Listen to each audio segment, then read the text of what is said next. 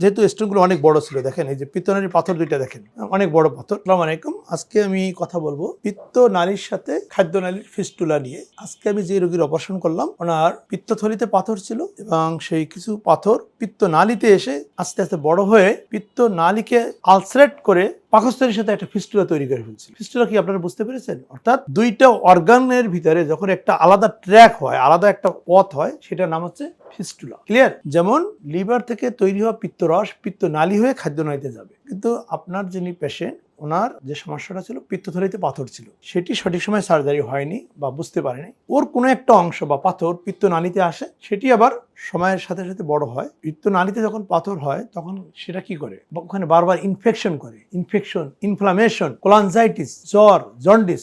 এই অবস্থায় তো আপনারা সবাই ফেস করছেন আপনার রোগী। যেহেতু স্টোনগুলো অনেক বড় ছিল, দেখেন এই যে পিত্তনালীর পাথর দুইটা দেখেন, অনেক বড় পাথর। এই হচ্ছে পিত্তনালী, দেখেন এই পিত্তনালী, আর আরো কিছু অংশ আমরা কেটে ফেলছি। এই পিত্তনালীর ভিতরে এই পাথর যখন ছিল, তখন এই পিত্তনালীর সাথে এই স্টোন দিয়ে রেগুলার ট্রমা বা ফ্রিকশন হতো, ইনফ্লামেশন হতে হতে এই ইনফ্লামেশন পার্শ্ববর্তী যে অর্গানগুলো থাকে তাকেও সে টাচ করে বা একটা রিয়াকশন হয়। এই পিত্তনালীর পাশেই থাকে হচ্ছে খাদ্যনালী, পাকস্থলী। যখন যে অর্গানকে রিয়াক্ট করবে সেই অর্গানটা কাছে চলে আসে। কি আসে? কাছে চলে আসে। এই পিত্তনালীর পাশেই পাকস্থলীটা যেহেতু থাকে, পাকস্থলীটা বারবার ইনফ্লামেশন ও ইনফেকশনের ফলে পাকস্থলীটা আস্তে আস্তে এই পিত্তনালীর কাছে চলে আসছে। এরপরে কি হয়েছে? এই পিত্তনালীর সাথে খাদ্যনালীর একটা ফিস্টুলা তৈরি হয়েছে। এটাকে বলা হয় কোলেডোকোগ্যাস্ট্রিক ফিস্টুলা। আলহামদুলিল্লাহ আমরা খুবই চমৎকারভাবে অপারেশনটা শেষ করেছি। আমরা পিত্তথলি পুরো পিত্তনালী বের করে নিয়ে আসছি। পাশাপাশি যে ফিস্টুলাস ট্র্যাক, অর্থাৎ তার মানে কি ছিদ্র আছে কয়টা? দুইটা। পিত্তনালীতে একটা, আর একটা কোথায়? পাকস্থলীতে একটা। পিত্তনালীটা তো অলরেডি সম্পূর্ণটা আমি ফেলে দিয়েছি, সেটা তো আর নতুন করে কিছু করার দরকার নাই।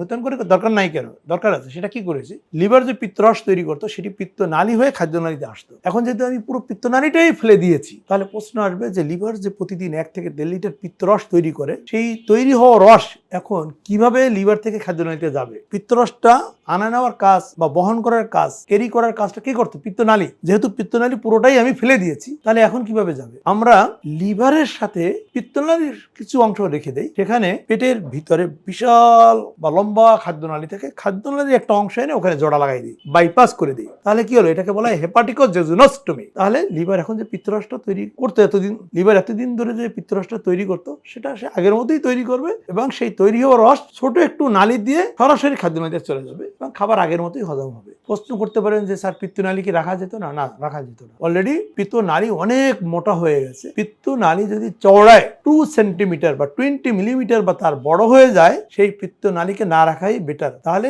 সেই পিত্তনালীতে আবারও পাথর হবে। এ কারণে আমরা পুরো পিত্তনালীটা ফেলে দিয়েছি। এ বাদেও যেহেতু পিত্তনালীতে একটা ফিস্টুলা হয়েছে, সেটাও একটা কারণ। পাকস্থলীতেও তো একটা ট্র্যাক বা উইন্ডো ছিল, ছিদ্র ছিল, ওই ফিস্টুলার ট্র্যাক। আমরা পাকস্থলীর ওই ছিদ্রটা বন্ধ করে দিয়েছি। সুপ্রিয় দর্শক, আপনারা বুঝতে পেরেছেন যে পিত্তথলির পাথর আসলে আমাদের শরীরে কি কি সমস্যা তৈরি করতে পারে। শুধুমাত্র পিত্তথলিতেই যে ইনফেকশন করে তাও না, বরং এটি মাঝে মাঝে পাথর নিচের দিকে নেমে এসে পিত্তনালীতে চলে আসে, জন্ডিস হয়, কোলানজাইটিস করে, প্যানক্রিয়াটাইটিস করে, এবং কিছু কিছু ক্ষেত্রে বিশেষ করে নেগলেক্টেড কেস, যারা দীর্ঘদিন ধরে পাথর লালন পালন করে, চিকিৎসা নেন না বা বুঝতে পারেন না, তাদের সেই পাথর থলি থেকে অথবা নালী থেকে পার্শ্ববর্তী যে অর্গানগুলো থাকে, পাকস্থলী বা ডিউডেনামের সাথে ফিস্টুলা তৈরি করতে পারে, বাইপাস তৈরি করতে পারে। সেটি কিন্তু অত্যন্ত জটিল একটা সমস্যা। পেটে প্রচন্ড ব্যথা হয়, বারবার ইনফেকশন হয়, জন্ডিস হয়, কোলানজাইটিস হয়, রোগীকে বারবার হসপিটালে ভর্তি হতে হয়। আলহামদুলিল্লাহ আমরা খুবই চমৎকারভাবে আপনাদের রোগীর অপারেশনটা শেষ করতে পেরেছি এবং আশা করছি আপনারা ব্যাপারটা বুঝতে পেরেছেন।